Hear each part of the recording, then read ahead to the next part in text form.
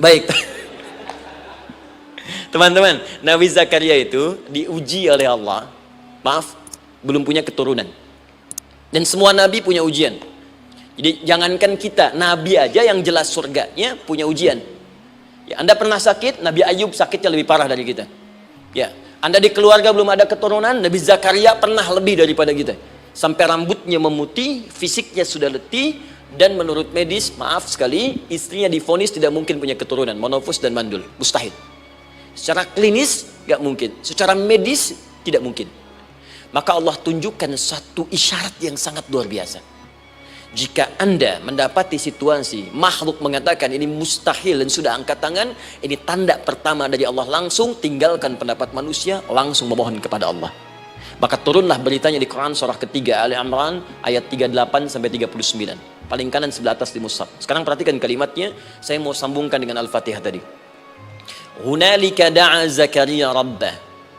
Di mihrabnya Nabi Zakaria salat bermohon kepada Allah.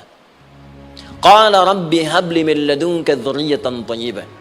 Kemudian ia berdoa, Rabbi habli, ya Allah yang maha memberi tanpa batas. Ini adab pertama, kalau teman-teman mau berdoa, sebut nama Allah sesuai dengan hajat kebutuhan kita. Itu yang disebut dengan al-asma'ul husna.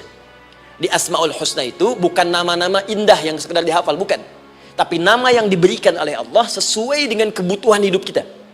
Dalilnya Quran surah ke-17 ayat 110. Ya, paling kanan sebelah atas di mushaf, ke pertengahan.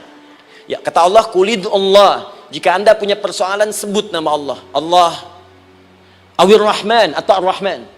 Ayyamma tad'u, tapi kalau Anda ingin spesifik meminta, falahul asma'ul husna. Pilih nama Allah. Ia punya nama-nama yang indah sesuai kebutuhan kita. Jadi kalau teman-teman misalnya minta kelancaran rezeki, sebut ya Allah ya Razzaq. Anak mau ujian, ya Allah ya Al-Alim. Di proyek misalnya ada hambatan, ada gangguan, ya Allah ya Al-Jabbar ya Al-Malik. Ingin mudah mengatasi ujian, ya Allah ya Sabar. Minta. Ya, jangan semuanya disebutkan, nanti jadi beban. Ya Allahumma ya Rahman ya Al-Malik ya Al-Quddus ya Sabar, gitu kan? Yang tadinya nggak punya masalah jadi punya masalah, gitu kan? Pilih salah satu. Nah, jika Anda ingin memohon pada satu hal yang mustahil menurut manusia, maka minta dengan menyebut nama Allah yang memberi tanpa batas, mustahil di dalamnya. Nama Allah tersebut namanya Wahhab. Wahhab. Ya Allah, ya Wahhab. Al-Wahhab. Kalau kita rubah dalam bentuk permintaan, maka singkat kalimatnya dengan hab. Hab. Untuk sendiri habli, untuk banyakkan hablana. Rabbana hablana min azwajina wa dzurriyyatina qurrata a'yun. Nabi Zakaria minta karena sendiri yang mengalami situasi itu, maka beliau katakan, Rabbi habli, ya Allah habli min ladunka, ya Allah yang tak punya batas dalam pemberian. Mereka mengatakan aku tak akan punya keturunan. Mereka mengatakan mustahil aku punya anak. Dan aku yakin kau memberi batas tanpa memberikan pemberian tanpa batas. Aku mohon darimu saja. Darimu saja. Dzurriyyatan thayyibah, keturunan-keturunan terbaik. Innaka sami'ud du'a. Engkau pasti mendengar doa saya. Kalau pada yang maha memohon saja, maha mendengar saja tidak mengabulkan, lantas kepada siapa lagi aku mesti minta? Tapi poinnya bukan itu. Poinnya adalah ini disampaikan oleh Nabi Zakaria dalam keadaan sedang sholat. Mesti berdiri dalam sholatnya. Dalam bahasa Arab berdiri disebut dengan qaimun, qaim, berdiri. Sedang sholat disebut dengan yusolli. Perhatikan ayat 39-nya. Fanadathul malaikatu wa huwa qaimun yusolli fil mihrab. Maka seketika ketika doanya selesai dipanjatkan, sholatnya belum selesai. Doanya selesai dipanjatkan, seketika datang malaikat menyampaikan, kamu dapat kabar gembira, Anda akan punya anak, bahkan namanya langsung diberikan oleh Allah, Yahya, artinya hidup. Yang mustahil menurut manusia, lahir dari rahim seorang perempuan yang divonis monofus dan mandul, kata Allah, bagiku yang gak ada yang mustahil. Jadi dan hidup dia. Kapan itu terjadi? Masih sholat dan belum selesai dalam sholatnya, dalam keadaan berdiri. Sekarang saya tanya Anda, kita membaca iyyaka na'budu wa iyyaka nasta'in dalam keadaan ruku atau sujud? Sujud, berdiri. Berdiri teman-teman. Betul kan? Dalam keadaan berdiri saat baca Al-Fatihah. Iyyaka na'budu wa saat kita mengatakan wa iyyaka nasta'in, Allah balik bertanya, apa yang kamu butuhkan? Nabi Zakaria itu sholat dulu, baru minta. Kita umat Nabi Muhammad karena keutamaan nabinya, sebelum sholat dah ditunggu. Butuh apa? Mau minta apa? Karena itu, saya ingin katakan, ayo manfaatkan momentum sholat ini. Jangan sekedar kita kemudian tunaikan formalitas, tapi kita tidak mendapatkan keuntungannya. Ayo, semuanya. Dari mulai takbir sudah ada doa. Ruku ada doa. Bahkan sujud kita bisa perbanyak dalam bahasa hati kita untuk memohon kepada Allah Subhanahu Wa Taala. Jelas sampai di sini? Baik. Mudah-mudahan insya Allah doa kita dikabulkan oleh Allah Subhanahu Wa Taala. Ini baru mukaddimah, kita belum mulai. Ini pengantar. Tema kita hari ini tentang Al-Quran. Dan mudah-mudahan kita diberikan insya Allah kelancaran untuk bahasan kita. Dan topik ini insya Allah akan memberikan banyak manfaat dari apa yang kita kerjakan dalam keseharian kita. Saya mohon izin untuk melambatkan bacaan karena tadi hanya mengantarkan saja. Teman-teman, kenapa mesti Al-Quran? Apa esensi Al-Quran? Dan kenapa Al-Quran diwahyukan pada Nabi Muhammad SAW? Apakah khusus untuk sekedar dibaca? Atau ada satu nilai yang sangat penting yang justru itu mengandung nilai mukjizat yang paling dalam dari Al-Quran? Yuk kita mulai dengan Al-Quran surah kedua Al-Baqarah ayat ke-38, paling kanan sebelah atas. Disambungkan dengan Quran surah kedua ayat 185, paling kiri pertengahan di mushaf. Quran surah kedua ayat 38 dengan Quran surah kedua ayat 185.